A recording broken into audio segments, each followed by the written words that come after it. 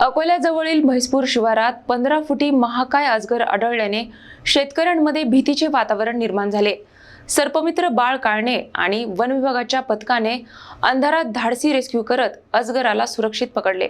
अकोल्याजवळील म्हैसपूर शिवारात रात्री सुरू असलेल्या शेती सपाटीकरणाच्या कामादरम्यान तब्बल 15 फुटी महाकाय अजगर आढळल्याने शेतकऱ्यांची एकच धावपळ उडाली। अजगरामुळे अनेक शेतकऱ्यांनी काम बंद करून घरी परत जाण्याचा निर्णय घेतला। घटनेची माहिती मिळताच सर्पमित्र तथा मानद वन्यजीव रक्षक बाळ काळणे आणि वन विभागाचे पथक घटनास्थळी दाखल झाले। वनरक्षक नितीन सावळे, राम काकडे, तुषार अवारे आणि प्रवीण पवार यांच्या मदतीने रेस्क्यू मोहीम सुरू करण्यात आली। अंधार, भुसभुशीत माती आणि चढ उताराच्या जागेत केवळ टॉर्चच्या उजेडात बाळ काळणे यांनी धाडसाने अजगराला पकडले। विशेष म्हणजे कॅन्सरमुळे 79% दिव्यांग असतानाही त्यांनी अतिशय आत्मविश्वासाने ही मोहीम यशस्वी केली।